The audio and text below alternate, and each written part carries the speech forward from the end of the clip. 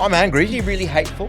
Politics becomes a kind of... I was able to tell him... How do you get those kinds of people? Because Yes. you're not offering a large amount of money. No, right? my details, including the license number. A bidding war amongst narcissists. But it's the legacy media that has allowed her to... She doesn't actually run an advertising Yes. agency, Saad. Kirk, I looked into it. Standing up to this nonsense.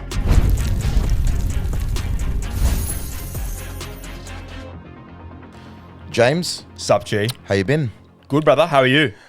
I'm angry, but first of all, welcome to all the ladies and gentlemen out there. I think mostly gentlemen. Mostly gentlemen. 97%. 99.95% gentlemen. 99.95 now. Great. Trying to lower that, get that perfect score. Trying to get to 100%. A lot of Indians out there as well. Much love to the Indian brothers. Much love to the Indians. I think our TikTok is up to around 20,000 views. Is that right? Mostly Indians. Mostly Hyderabad is where our audience mostly represents. Okay. Yeah, much love to all the brothers in Hyderabad. All the Hyderabad. males in Hyderabad. Yeah. Thanks for Hyderabad, watching. is it? Yeah. Okay, sorry. That was a test, Saad. I think a lot of them were outraged by what I had to say in episode 1, which is fine by me. Outraged but engaged. Outraged but engaged. Yeah. Apparently, I think I'm some sort of Arab. I don't know about that. Much love to all the Arab brothers out there. I'm not Arab. I'm Pakistani. This is our strategy to win audience, basically. We're picking long-standing racial, ethnic, ethno-nationalist divides, and we're picking a side. So this week, I think we want to say much love to all the Bosnian brothers out there. You guys were right all along. Fuck the Serbs, dude. Fuck the Serbs. Fuck the 100% Serbs. fuck the Serbs. All the love goes to the Bosnians, okay? I want to see the numbers out there from the Bosnian audience through the roof. I want to see the clicks and the Does likes. Bosnia still exist? I don't know. Does it? Yeah, I don't know. Yeah, but if it does, we're making a big play Yes. for what remains of Bosnia. Exactly. James, that's a bit out of my depth, so I can't comment too much about that. But look, I've got a smile on my face right now. I'm quite annoyed at the moment. It's not happy times. Not happy times. Those of you who follow us on Instagram may have seen this. On our way to the studio today, James and I were pulled over by the police. Fuck the popo. Fuck the popo. Pretty clear case of what I would have called driving while brown. Yeah, I think so, mate. I think so. Guilty Now, of driving while brown. I drive a quite a nice car by some standards. Go on. Nothing- Admit, cop to it. It's a Porsche. It's a Porsche. Okay. Or a Porsche, if you will. Yeah, Porsche, whatever. I don't care. It's not the most expensive Porsche. It's not the cheapest. It's a Not nice the one. cheapest. It's not a Boxster. Oh, it's a Cayman. It's close. Cayman. Yeah. But it's the most expensive Cayman. Oh, it's not. Whatever. It doesn't- Enough to irritate a highway patrol. Yeah. So Wouldn't you say? we're driving, coming back from our favorite bakery. Before have a coffee, and we've discussed what we're going to talk about today. We had a good meeting. Had a good meeting. James, got a few phone numbers. Being the player that he is that right, James? I developed our audience amongst the bakery wait staff. Excellent. With mixed results. Yep. I think she was interested in for a link. So Taking things further. Yep. We'll be back next week with some cards, I think, with some QR codes and some links on there. Yep. Anyway, we're driving back. Drive past a cop, and he literally just does a illegal U-turn, flicks his lights on, and follows me and pulls me over. For what alleged offence, sir? No idea. I think the offence was driving a pink Porsche or a Ruby Star Neo Porsche whilst being brown. I think this copper, this fat... I don't want to play the racism card because it's not my card to play, but I got to say, I have never seen a more clear-cut case. Yeah, he pulled us over, asked me for my driver's license. I said, sorry, officer, I don't have it on me. It's just down the road. We just popped out to grab a coffee. But It's over in that different jurisdiction. If you don't mind crossing over to different state borders with me, where your authority expires, I'm happy to show it to you. But I did show him a photograph of the license, and I was also able to recite my driver's license number. I know it off by heart. I gave it to him. He went and checked it up. He comes back to me and hands me with a fairly substantial fine for driving without having my driver's license, which I thought was absolutely absurd because I was able to show him a photograph of the license. I was able to tell him my details, including the license number, so he was able to look it up. So the end result was really nothing. What is the difference between a digital driver's license and a digital photograph of your driver's license? Yes. I'd love to know. Yeah, exactly. So I'd love to know. In New South Wales and other states, they have digital driver's licenses. They don't have those in Canberra. Look, I'll be honest, I don't carry my wallet with me everywhere. I've got a couple of cars. I'm traveling a lot. My wallet generally remains, at home or in the office. I don't take it with me everywhere because I have ADHD and I'm prone to lose things. Yeah. So I prefer not to take it with me where possible. Another layer of discrimination. Exactly, another form of discrimination. Exactly. First of all, we've got the amount of melanin in the driver's photo. Yep. And then we've got the, legitimate psychiatric conditions that may be impairing the driver's ability to remember his license. But it doesn't impair my ability to remember my driver's license number. Boom, exactly. Exactly. 100%. So, he slapped me with a fine, and I was like, come on, mate, if you want, how about this? You come back and I'll show you my license. This is absurd. He goes, no, this, just spewed on. Wasn't too keen to take up the offer? No, he wasn't too keen. Didn't want to engage. Now, look, guys, I've had lots of dealings with the police, over my years. Some are great. Some are just absolute fuckwits, let's be honest. But this guy... The majority of the latter, you'd have to say. Yeah, the majority of the latter. Like, you got to understand, why do most people become police officers? Well, that's an interesting question, isn't it? Yeah. If you look at the stats, there is a huge percentage of cops, people who choose to become cops, are what they call low IQ psychopaths. So basically, people who are bullies, but were never smart enough to be in your top tier bullying category, right? Okay. Because actually the cops, at least in the NYPD, they screen you out if you score above 105 or 110, I think it is. Well, wait, so you're saying that you can have an IQ that is too high to be a member of the NYPD? If you score above 110, I don't think they even consider you. 100 is the average. 110, No way. You are too smart to be a cop because you're too likely to see the shades of grey. You're too likely to go, well, hang on, I would have busted this guy for no reason for having a digital photograph of his ID. Yeah. But if he had a digital driver's license, an official copy, I would have let him go. Yeah. And the people who can see those kinds of nuances, they don't want them in the police force. No, exactly. They want people who can toe the line, follow the letter, follow the law down to the letter, apply no rationalism to it, not apply any nuance, not apply the law with nuance or grace. And how do you get those kinds of people? Because Yes. you're not offering a large amount of money. Right? No, you you're don't not. get a huge amount. No. Typically, what they're seeing is that studies, all around the world. There's an academic called Brian Klaas from the University College of London, KLAAS, who's looked this up. So I'm not just making this up because I hate cops, because I got a chip on my shoulder about cops. I may do, but that's entirely coincidental to this rant. Yep. He's found that the people who do it usually have some kind of grievance about the community around them. They're bullies. They're frustrated bullies. They could never be top tier bullies. They were never the kind of bullies who you'd see coming down the hallway in high school and go, hang on, I better watch where I look. Yep. It's that guy. It's that major league bully, the one we all fear and respect. It was the frustrated bully. Okay. Right? And so in countries like New Zealand, they've tried to change that, and they've had to completely change the way they advertise, change the communities they advertise to. They're trying to advertise for intelligent people. But otherwise, in most other communities, they're all selecting for the same person. Low IQ, mid IQ psychopaths. And I mean, we've seen some classic examples coming out of New South Wales recently. There was a schizophrenic woman who was just completely bullied at a Penrith police station. She was completely humiliated, walked around on all fours by cops out there. They just get away with the worst kind of things, and body camera footage has changed it. You saw today, Yes. he was wearing the body cam, and obviously they have to speak to that. But a lot of people from the lower classes of society, they don't know about body cam. They can't afford a lawyer who isn't legal aid. Yep. They can't request that body cam footage. No. So it still doesn't have much of an effect, much of a deterrent effect on cops. But they really are just, in my personal opinion, not speaking on the officer in this case, but they are power hungry, needy, weedy, pencil-necked fuckwits. They are pigs and they are maggots, just in my personal opinion. That's in James's personal opinion. In this situation, I wouldn't say he was pencil-necked. This particular... He was pretty beefy. He was a pretty big guy, perhaps. He's been hooking into the Krispy Kreme. Yeah, mate. He was more of a Chief Wiggum. Yeah, exactly. And, I do think perhaps have the New South Wales police force let their standards slip. That is a question for sure. But honestly... Could this guy, though, Saad, I've got to ask you this. There was a time when, to be a policeman, you had to do at least 15 pull-ups to pass the police academy. No way. Do you reckon this fella could have done 15 push-ups? No, he couldn't do 15 push-ups. Mate, he can't touch his toes. Do you think he You even, can't see his dick. Well, I was going to ask. Yeah, no. I was going to ask. So literally, How's honestly, it happening? What's happening with the tests to get into the academy these days? I think they must be lowering the standards a bit. They're definitely lowering the standards. I do believe that, for the fire department especially, they have lowered the standard, or rather, the standard that women have to meet is lower than that of men, which maybe is a conversation for another day, perhaps not. I was having a conversation at my barber's with a fireman about this. He was not too pleased about the standards. Anyway, I remember looking into the stats many years ago. This was just in New South Wales, which is where we were in today. We're having a coffee in New South Wales, the great state of New South Wales. And I had a look at the stats over a 10-year period.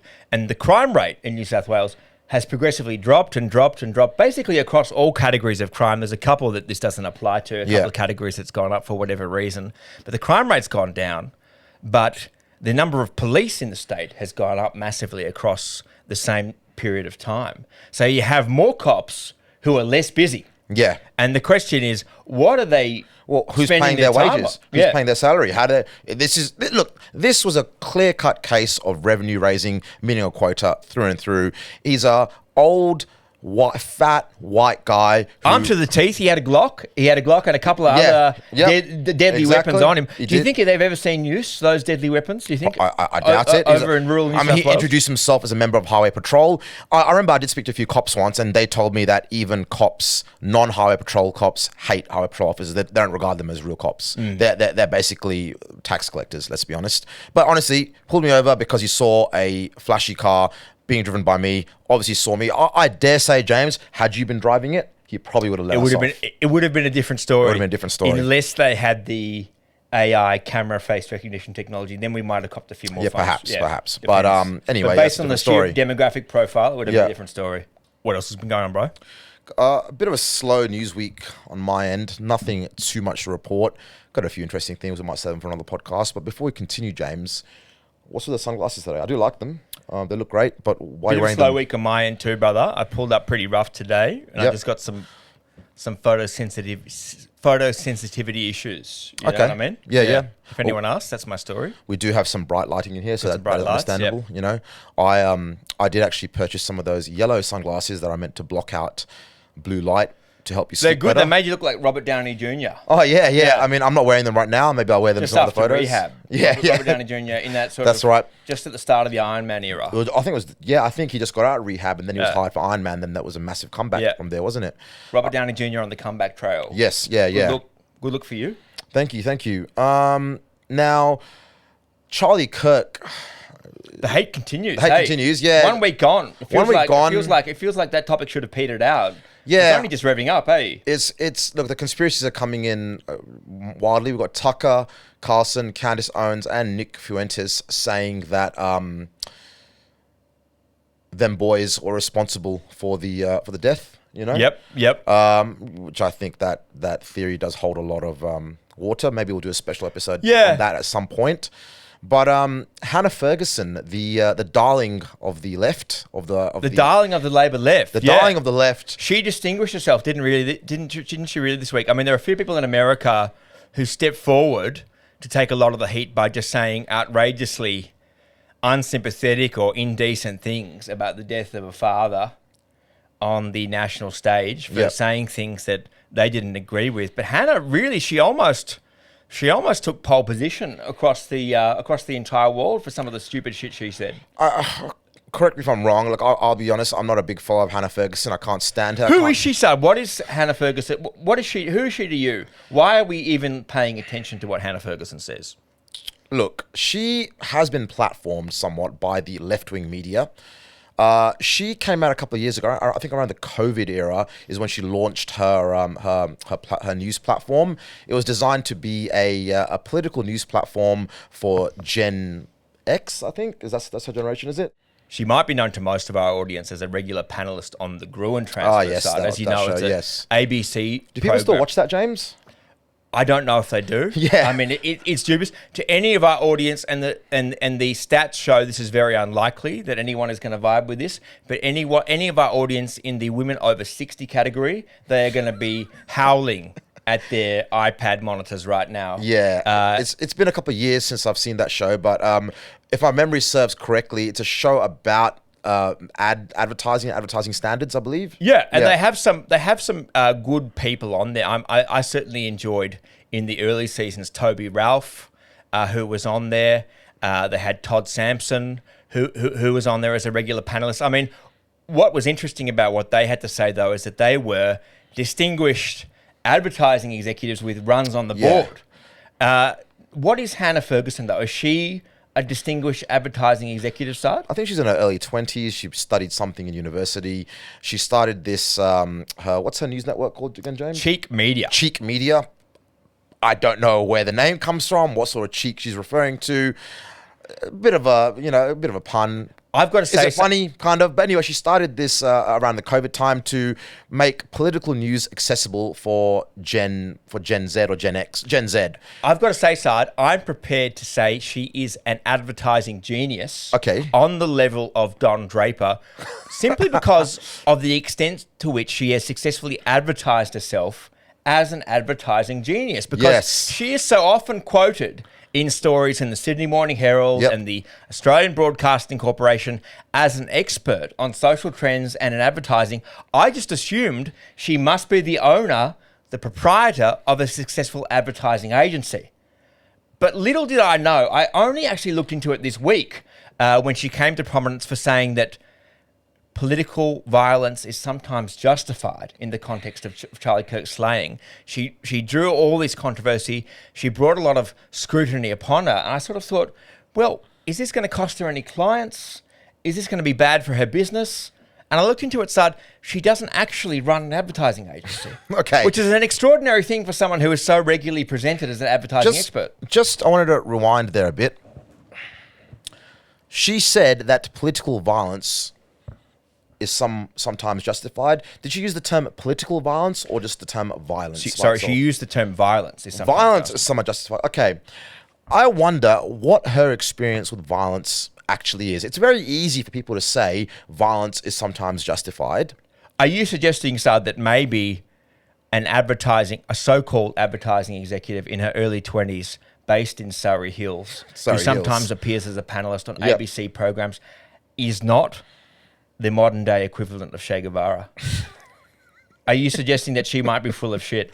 I certainly am suggesting she might be full of shit. No, she absolutely is. She's absolutely full of shit. Look, there's no doubt that Hannah Ferguson is... I'm a regular participant in controlled violence, let's call it. Yep. Controlled violence. You know a thing or two about violence. I know a thing about violence. Not a lot. I'm not, an expert, but, I'm a regular participant in controlled violence, which I think is a great, healthy outlet for all people. It's good exercise, helps you manage your brain chemistry. You feel great. You meet some great people. But the key word there is controlled violence. Now, she didn't use the term controlled violence. She said violence. Now, is she suggesting that assassinations like that of Charlie Kirk are somehow acceptable? That's exactly what she's implying, Saad. And I don't think it should be surprising at all, because Hannah Ferguson's entire career has just been built on saying outrageous but vaguely plausible shit. She doesn't actually run an advertising agency, Saad. I looked into it. Her company, Cheek Media, is based around accumulating subscribers to her blog. So essentially she runs, as we do, a Substack page, an Instagram page, a Twitter page. Nothing wrong with that, of course. Nothing wrong with that. Nothing wrong with that at all. But she then sells products to people who subscribe to those pages. Oh, yes, the old model. I mean, look, she markets... We could do the same. We could certainly do the same. I think Donald Trump does the same thing. Donald Trump certainly does the same thing. Yep. What I found interesting about Hannah's output, Saad, I'm just going to show you one of the better selling products, one of the main sources of revenue for Hannah Ferguson that she sells to the roughly 200,000 or so women, and I think we can safely assume it's almost entirely women who subscribe to a page. Yep. It is called the handheld Vibe, the Cheek Media handheld Vibe. It is a sex toy. There you go, Saad. Oh, wonderful. I don't know how that would work. Now, I assume you don't know your handheld sex toys. No, How I'm much not do you familiar. think the Cheek Vibe sells for? We'll put a photo of this up on we'll put this on up. the pod video for those who don't know this product by heart. Look, let's think about what a vibrator is. It's a small DC electric motor. A small perhaps. chargeable handheld. Yeah, vibrator. with let's think there'll be a USB charging port on there, I'm assuming.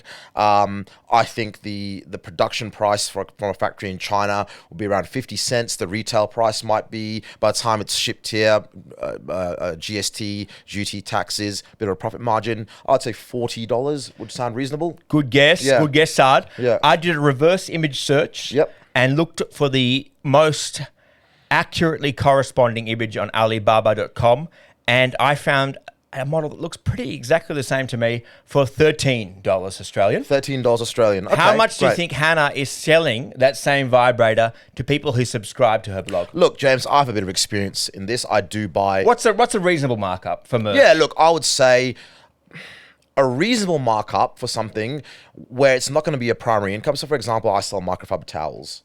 That's related to my day job. And What are you marking up the... we buy the towels for around $20 per towel. We sell them for around $45, including GST. So, that's a 100% markup plus taxes. So 100%, twice the price. That's about reasonable. Okay. I think because we do, that's the price per towel, and there's shipping on top of that and everything. So you don't actually make 100% markup? No, we don't make 100% markup, and it's a very small, it's a very small source of revenue for us. For us, we're selling it as a kind of an add-on to our major service. I think for Cheek Media as well, their major revenue, I'm assuming, isn't from selling vibrators. So I'd say it's a way to get more engagement, get more followers, things like that. So I think if you sell it for double the price, that's enough for you to make a bit of money. You're not ripping anyone off, and you're playing fair in the world of business. Okay. Let's assume that my online sleuthing is correct and the reverse image search is accurate. You'd be off by a factor of 10 there, Saad. It's a markup of 10 times the Well, price. she's 10xing that. She's 10xing. So if the Alibaba quote of $12 to $13 is accurate, they're selling for about $150. No way. To the readers of Cheek Media. $150. $150. But, Saad, I mean... She is an advertising genius then, really. Well, exactly. Yeah, exactly. She No, is. I started out thinking she was a fraud. Yeah. But the way in which she's advertised herself as an advertising genius is itself a form of advertising genius. Yes. So I'm prepared to. But you know what's actually made this distinct from the $13 Alibaba handheld vibrator? No, what's the difference? It is the inclusion of 12 cheeky conversation cards that include vaguely feminist sentiments on them. Okay. About men being unnecessary. Do you have an example of any of these cards? I can't quote from memory, Saad. James, perhaps we should order one. We should perhaps buy one.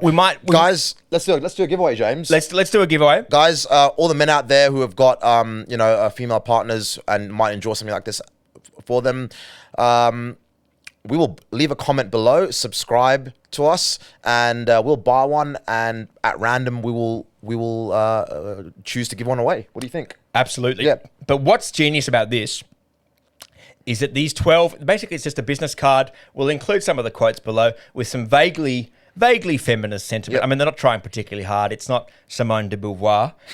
It's just basically plausible sounding feministy horseshit. And it's included in a box that says cheeky conversation cards. But you know what it does? It allows them to sell this to their audience as an exercise in fucking the patriarchy. Now, do you get it? Do you get it, Saad? We're cutting the men out of the equation. Yeah. Men are unnecessary. But what's extraordinary to me is that the whole Cheek Media business model is based on fucking their readers. And this is a beautiful bait and switch. Instead of this being revealed as a chance to soak their readers, this is a chance to fuck the patriarchy. They're saying, hey, look over there. This is a feminist statement. And I think we want to contrast this, Saad, with Donald Trump's business model, which is pretty similar. Yeah. But what did Donald Trump do to people who subscribed to his social media website earlier this year? Well, I think he linked them Sneakers. some hats, some trainers, or sneakers rather. Yes, yeah. A pair of gold leaf encrusted high top sneakers that were selling for what, Saad? $300 or so. $300. Okay. What do you think the markup is on a pair of gold leaf encrusted high tops versus these? I'd say that It's got to be 5 times. 5 times, yeah. So I'd say Ferguson is getting away with roughly twice the Trump markup. Yeah. She is pulling. But let's just make a distinction there.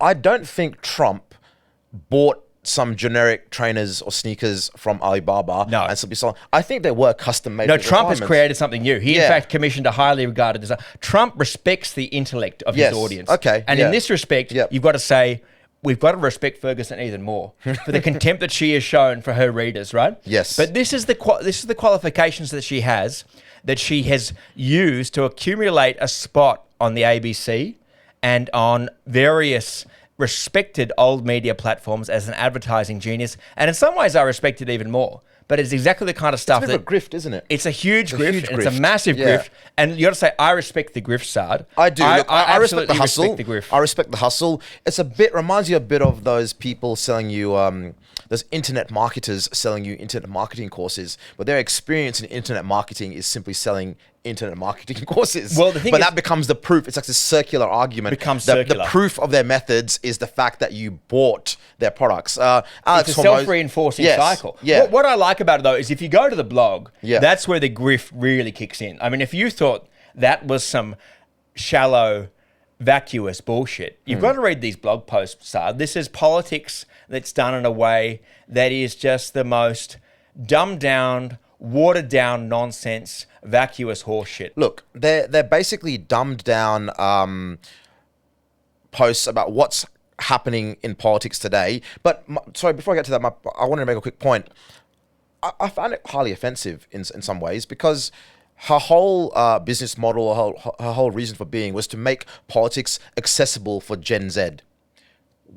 Why are Gen Z too stupid to read the news themselves, to find the information themselves? Why do they need it dumbed down into 3 or 4 Instagram comments? Well, based on her blog, it Yep. would seem so that they are, in fact, too stupid to deal with the Okay. real issues because Yeah. every single issue is still distilled down to a lazy, woke talking point Yep. that seems kind of plausible if you don't think about it for more than 5 seconds. Okay. So it's stuff like, An example, yeah, thank you. what's the solution to rising homelessness? Let's build houses. Everybody gets a free house.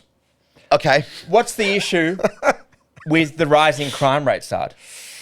Build more jails. It's not people committing crimes. No, certainly It's not. racism in the criminal justice system. I would say, I mean, it might also be something to do with No, you'd be the wrong. punishment. You'd the be wrong, punishment of brother, crime because- being so inconsequential. No, you'd be that wrong. people get let out on bail, and just go and repeat again. You'd be wrong. I'd be wrong. brother. Okay, You'd yeah. Be, you'd All be right, wrong. it's As a racism. man, It's all racism. you are basically Yeah. always wrong. Yeah, yeah. As a brown man, you might get a fair hearing. Though. I think so, yeah. But what about carbon emissions, Saad? I mean, there's a lot of talk about the fact that we probably won't reach our net zero targets. What does Cheek Media suggest on its blog might be the answer to falling short on carbon reduction targets? Look, I haven't read that, but I'm going Why don't to. we just stop- I'm going to take a guess. I'm going to take a guess there.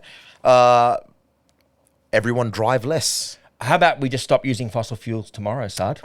Okay. I've got a pitch tomorrow for the Cheek Media blog. I think it's going to make it straight to the front of their homepage with a bullet. Yep.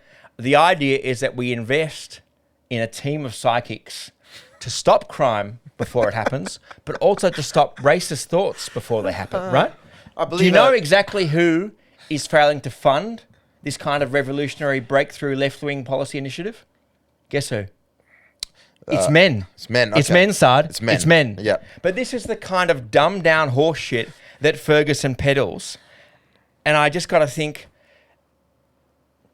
I mean, James, I was vaguely familiar with Hannah Ferguson prior to this. Not too much. I looked into her a little bit, but you made me angry, James. This kind of garbage. I mean, how old is she? in her early 20s, And look, you know what? absolute girl Good on boss, her. Good. slaying it. Oh, God, she girl is a boss. CEO. Yes. Can I just say, I want to bring in a new law. I don't know, Saad, if you would co-sponsor this legislation as a petition to put before the Parliament of Australia.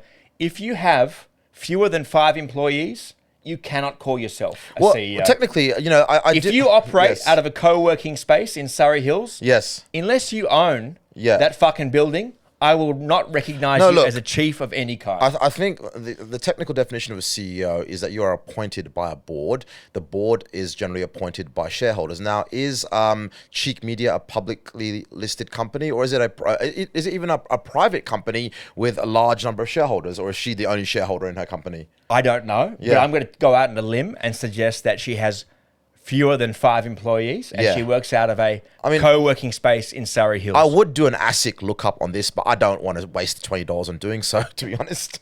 I could look it up, Saad. In fact, I will, just for the lulz after this. Yep. But I think we can say for sure that it is not a publicly traded company. No. There is an epidemic, Saad. And of she's people. not appointed by a board. No. Yes. But you can't stop a girl boss on Instagram self-appointing as a CEO, can you? No, you can't. But you should be able to, because it's getting out of hand, isn't it? Getting out of hand. I mean, look, not just on Instagram, everywhere. I see people saying that they're the CEO of their cleaning business. Mate, I don't think I understand what a CEO is. Saad, you run a successful business here with about, 5 employees? Yeah, 5 employees, yeah. Yeah. Are you the CEO? No, I'm not. Why doesn't it say so on your business cards? I think no, because I'm not a fucking Your turnover CEO. would be far in excess of Cheek Media's turnover, I'm prepared to bet.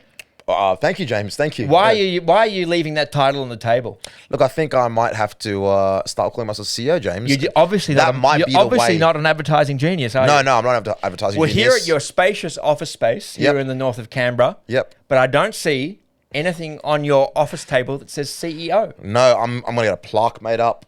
You know, Maybe you're suffering Saad, from imposter CEO. syndrome. Yes. Have you thought about that? Maybe you could bring Hannah on as a consultant. You could be her first client. Yes. Because for an advertising agency, she seems to have very few clients. Actually, I think we should get Hannah onto the podcast to try and defend her position about why she is the CEO and why she is in fact an advertising genius. Perhaps she could give us a free vibrator that we can then give away as well. What I find interesting about Hannah, though, is she was making the argument that violence was necessary. Yes. I mean, I don't think we should really punish Hannah too much for making this argument or making this case, but she probably hasn't thought very much about this. She hasn't been reading about Maoist political philosophy or the struggle for independence in East Timor or anything like that. She's basically just thought of what is something I can say that will make me look good on Instagram. And get the likes. That's right. Yeah. Make people think, Yeah. wow, this person is so moral that they are extreme in their pursuit of what is just and what is right. Right? She's not really thought about it. But what I find interesting about Charlie Kirk is that she's deemed Charlie Kirk hateful because he was directly opposed to this kind of philosophy. But was he really hateful? No, look. Because in what sense was he hateful, Saad? I think his best friend was Candace Owens for many years. His best mates with a black chick. She's a black woman. Best mates with a black chick. He has never called for violence against any specific ethnic group or religion. He was a Christian. As far as I can tell, he tried to live by Jesus' example and loved everyone. Hired up to I think 40 black kids a year through a special program. Okay, Through Turning Point. He may or may not have said some things about Palestine that may or may not have been taken out of context. I looked up a fair few of them. He was changing his mind on He was Palestine definitely towards changing his mind and realized that. And the Israelis didn't like that at all. But in what sense was he hateful? I mean, I just think what he was doing is he was opposed to the idea that politics should just be about saying whatever the fuck you want. Yes. Without any consequence. And James, actually, this reminds me now of a post I did see on Hannah Ferguson's Instagram or whatever, where she took a Charlie Kirk quote out of context. She essentially said that Charlie Kirk was saying that black women are too stupid to get jobs by themselves. I think the full quote was something was in relation to 4 specific black women, Michelle Obama being one of them. And basically, these women themselves were celebrating the fact that they had achieved these positions of authority, of power, of respect, of responsibility because they were black. Not in spite of, but because they were black, i.e., they didn't actually get there through hard work, through nous, through connections, of whatever. But they got there. They were chosen for their position because they're black. That was the full quote, and that's why he was saying. He said that these women lack the brain power to get there by themselves, and they only got that position because they were black. Similar to if me being a brown person, if I was offered a EL2 position in the public service because I happen to be brown and Muslim, despite having no qualifications whatsoever. If someone then said to me that Saad lacks the brain power to get the job by himself, he only got it because he's brown, is that racist? Not really, no, is it? I don't think so. What do you think, James? There was a school of thought that used to hold, and it was basically the one that prevailed for hundreds of years Okay. that politics is about the clash of ideas, right? Okay. If you go out in public and you make a claim, if you go out in public and say, hey, I'm the CEO of this business. Yes. I'm a successful CEO. Yeah. Hey, actually, I think that all houses should be free. Yep. I think that anyone who disagrees with me is sexist. That you should have to meet someone who opposes your claim in public, and you should have to have that debate. I believe the ancient Greeks first pioneered this, wasn't it? Socrates would go out and make these claims and ask people to come and challenge him. For many thousands of years, this was thought of, and it's the foundation of Westminster democracy. Yes, This yes. was thought of as the way to get to the truth. Yep. You have competition of ideas. You have Yep. what Hegel called the dialectic. Jesus would do the same thing. You have a contest of ideas. Yes. But politics, as people like Hannah Ferguson would like to practice it, is basically about making claims as an individual, broadcasting an image of yourself as an individual on social media, engaging in what Sigmund Freud would have called autoeroticism. Do you know what I mean by this, Saad? Yeah. And Charlie... Yeah, I think so, yes. Charlie Kirk yeah. was opposed to this idea. He believed that if you made outlandish claims that were not grounded in reality, you had to meet people who were opposed to them. You had to meet people who would check your reality, who would bring you back down to ground. Now, did that make him racist? I don't know. I think there's one particular clip, Saad, that encapsulates this idea better than me. I want to show it to you now. I haven't seen this one, James, so I'll have a look at it now and we'll It's a bring it up photo. on the screen. It's a video, Saad, of Charlie Kirk engaging with a young black man on campus who is bringing to Charlie Kirk's attention what you might say was an outrageous claim, an autoerotic kind of claim. An autoerotic claim. Let's have a look at this. this. Is this, just before we continue, is this family friendly, James? This is family friendly, Great. Saad. It absolutely is. But let's have a look at as what you think at what you see about it. Okay. It's a young black man Yep. bringing forward a claim to Charlie Kirk's attention.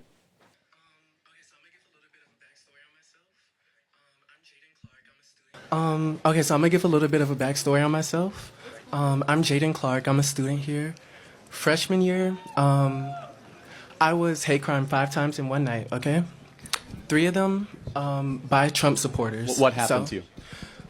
Okay, for one of them, I was just walking, and then I see this truck full of 4 white men pass by me, MAGA apparel, everything, you know. And then, Did they say this is MAGA country? anyways, they drove past me, and they were like, "You bend over." Okay, so they said the N-word on campus to you. Well, yes, Oh, yeah? Okay, so what happened to them when you reported them? I didn't report them. Oh, really? Okay, so maybe it didn't happen. Okay, anyways, I don't believe you. I'm being honest, I don't believe you. I think Okay. you're making it up. Okay, anyways, I refuse to believe that somebody on this campus would go around and sheepishly call you the N-word. I refuse to believe that. I think you're lying. Anyways, next instance, they threatened to rape me and then just drove off. But hold on, so a bunch of Trump guys who are largely white heterosexual males then also threatened to rape you? Different group of people, but yes. All in one night? All in one night, sir. I think you're making this up. Okay, that's fine.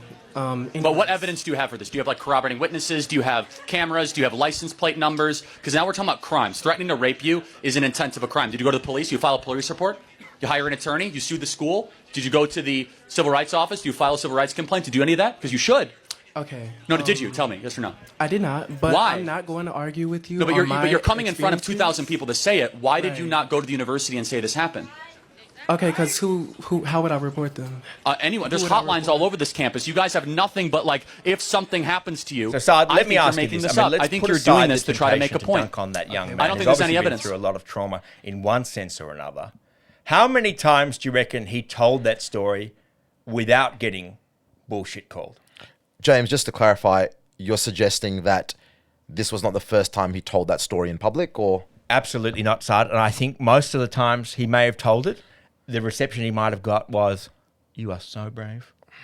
You are so brave." So let's say he's told that story half a dozen times. He's looking for sympathy. Who is the racist, Saad? Is it the man who called him on his bullshit and brought him back to reality with the thud? Or was it the people who humoured him every time he told that story because they saw him as a victim and they wanted to show themselves as compassionate, but they let him go on his way, continuing to embarrass himself by telling an obviously phony anecdote? Who was the real racist? Look, popular opinion would have you believe that in this situation, Charlie Kirk was the racist. But if you sit down and think critically for about 30 seconds, I think it's a fair argument to suggest that pandering to people's beliefs or needs or wants simply because they're of a different skin color to you is essentially a form of racism. Absolutely. Yeah. I think they call it the soft bigotry of low expectations, right? The soft bigotry of low expectations. But it's Who coined that term, James? I'm not sure, Saad. You'd have to look that let's up. look that one up. I like that. The soft bigotry of low expectations. But this is what's become of our politics, Saad. It's become a chance for people to distinguish themselves, to show off in front of an audience by showing off how compassionate they are. Yeah. To show themselves as more compassionate than other people. Yes. No matter what the question is, Yeah. they are extreme in their compassion. It's become a competition, hasn't it, James? It's become a competition. And initially, you might say there's nothing to be lost by humoring these people. You know, all we have to basically lose is the time it takes to hear them show off and essentially engage in autoeroticism in public, Yes. right? But it's getting to the point where politics becomes a kind of a bidding war amongst narcissists. Yes. You start off by making, let's say, a reasonable claim in public. You say something like, well, I submit that sometimes people are gender confused and they feel like they're born in a different body. Yep. That becomes that's a reasonable claim. Yeah, you know? of course, You definitely. might I think entertain that. we touched on it last week, and I think there was a rare moment of empathy from me where I sympathized with those who may feel that way. But then someone else feels like they have to outdo that person. They have to show themselves as more compassionate. And then we get to the next progression where they go, unless you believe that men and women should be shitting in the same bathroom stalls, Oh my then God. you believe in fascism. Yes. Right? Yep. And then the bar gets raised again. Yep. Someone else says, unless you believe that men can give birth to babies, then you are the fascist. Unless you believe that men can breastfeed, then you are the fascist. And politics becomes a bidding war amongst narcissists to outdo each other. Yes. And unless you have someone like Charlie Kirk standing up to this nonsense, it goes unchecked because people are too afraid to stand up and show themselves as not entirely compassionate, as not having only compassionate thoughts running through their head and having the courage to stand up and check this sort of nonsense out before it happens. Is that hate, Saad, or is that common sense? I think that's common sense, but what just stuck out to me there was, where do you think this whole thing started? It's reminding me a bit of participation medals and trophies and whatnot for children, for school kids. I remember growing up playing sport, you won first, second, or third. That was it. There was no trophy or medal for showing up.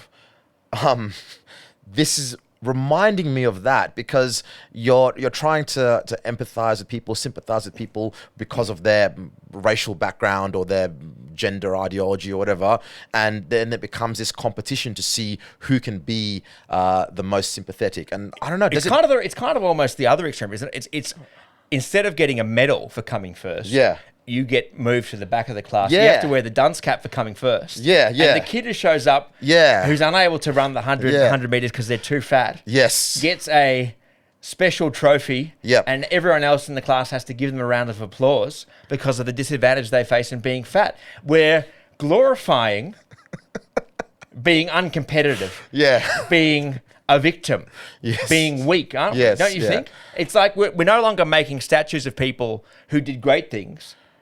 We're tearing those statues down. I'm putting up George Floyd statues. We're putting statues of people who are Yeah. mediocre Yeah. or who said admirable things on social media. Yeah. It's no longer about being great or being strong or being fast. It's the reverse. God, James, this has been exhausting. This has been this week's been. I mean, although it was a slow news week in some ways, what you're talking about here is some very heavy ideas and ideologies there. How do we combat this? How do we combat this? I mean, look, there is some indication of the tide shifting. For example, if you look at the advertisements from companies such as Nike and Adidas from a few years ago and compare them to today, they were using people who perhaps weren't the embodiment of athletic performance in their ads a few years ago, and now they're using people who are your everyday warriors, your everyday. They're trying to go back on it. They're trying to go back on it. Yeah. You saw it in Calvin Klein underwear ads as well. But Bud Light had a trans woman feature in all their ads, and their sales completely tanked. Exactly. And they've gone back to their target demographic. Yeah. Do you think we're actually going to see a correction in Australia, though? I mean, I see our media space. Look, we're 5 to 10 years behind the US in some ways. So I think we will. I think I touched on it a few weeks ago as well when I mentioned how the youth of today are trying to bring banned words back.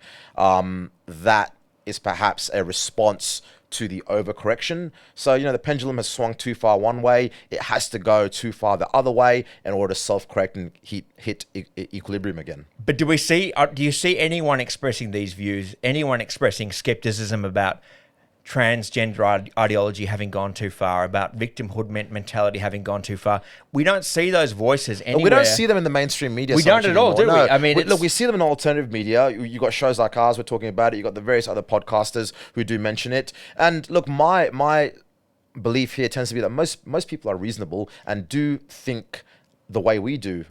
They think in a reasonable way, but because of the left-wing media and because of the narcissism that you mentioned before, what was that expression again? A narcissistic bidding war. Yes, a narcissistic bidding war. Because of that, I think in public, you have to go to this extreme to be the most sympathetic person. You're compensating for something there. You're overcompensating. And if you're just sitting on the sidelines, if you're just consuming media, you see these people trying to outdo each other by showing themselves as more and more compassionate. Yeah. But you get the sense that actually maybe everyone thinks this way. But the feedback that we've gotten so far from our first episode is that a huge amount of people, even on some of the milder opinions that we stated about transgender ideology and the way in which it's being advertised to kids as the cool thing to do, shows that even a lot of people who are of the liberal persuasion, shall we say, of the PC persuasion, privately hold these views, but they don't feel like they can express them in public, right? Well, James, funny enough, on that trans matter, the clip from last week's episode where I spoke about the trans issue, in a positive way in some ways, that clip got a lot of likes, a lot of reshares by accounts that were trans, basically. So it seems that there are some, transgender people out there who are reasonable and probably think that things are going too far, and perhaps that we shouldn't be advocating gender surgery and hormone replacement for prepubescent children. The question is, Saad, though, why is every single voice in the mainstream media about youth perspective on these issues, about the cool perspective on these issues, the same? It's a woman from Sydney or Melbourne, aged between 25 and 40, who has extreme left-wing opinions about the need for trans inclusion or other fashionable causes. Before I comment, I just want to let everyone know out there, I love women. I'm married to one. I have daughters. So nothing against women whatsoever. I love them. My religion places a very high level of importance on women. But on that note, James, if I were to put my conspiracy theory hat on, I would say that they are possibly industry plants. There's perhaps some forces at play behind the scenes funding these for some sort of larger global agenda. You've heard of George Soros. I'm sure our listeners have as well. You can look into him if you like. But the more naive opinion in some ways is that this kind of content simply generates outrage, it generates clicks, generates likes, and therefore it generates money. That's why these people are platformed. The irony there is, I think with Ferguson, her whole her shtick there is that she is creating a platform to go against the legacy media. But it's the legacy media that has allowed her to get such a following. She's always appearing on legacy media in some way or another, and be promoting herself. That's the beauty of it. It's the patriarchy. She's like, fuck the patriarchy, yet she goes on these platforms that were set up by the patriarchy in order to promote her message. That's the beauty of it, Saad. Some people are countercultural figures because they flout conventional wisdom, which is to Okay. say they go against it. Yep. But she flaunts conventional wisdom. Okay. She takes people's views, she revs them up to 100, and she feeds them back to them. Yep. But the thing is, the experience of our little foray into the podcasting game would suggest that even being mildly contrarian on this stuff, even just sort of saying, hey, I think the extent to which you assume everyone is on board with the radical transgender agenda is overstated, gets a huge response. We've got, over 20,000 views across TikTok for our first episode. Yep. Touching on some of these themes, and we are by no means the world's most articulate advocate, suggests that a huge amount of people disagree with what they're hearing on mainstream platforms, what they're being told Yep. on forums like the ABC's Gruen Transfer and other places. So it raises the question of why don't we hear any of these alternative voices? My theory, Saad, is that the narcissists have taken control. They've seized power. The booking agents in charge of all these programs, the editors in charge of all these newspapers, they are all narcissists who believe the same thing, that you have to show yourself to be compassionate Yep. to even get a spot in the mainstream media, to even be worth hearing. And they truly believe that anyone who doesn't sign up fully fledged to these views is hateful, just as Charlie Kirk was hateful, despite him not being in any way racist, despite him not being in any way anything other than a mainstream Christian, someone who reflected a pretty mainstream And sensibility. he was a debater. He enjoyed debating. He was really the it, great mass debater, wasn't he? Yeah, he was the great mass debater. But something we have to consider, Saad, is that you and I are just blinded by hate ourselves. Yes, as mentioned earlier, I'm a racist. You're certainly not, but I am. You can say that because you experienced racism from the hands of the police. Just today, Yeah, I right? did. I did experience what I would argue as racism on the hands of the police, from the hands of the police today. But we've touched on that. But yeah, no matter what they say, I think we got to keep doing it. Yeah. Keep sipping on that haterade, brother. keep sipping on that haterade. Cheers, mate. See you next week.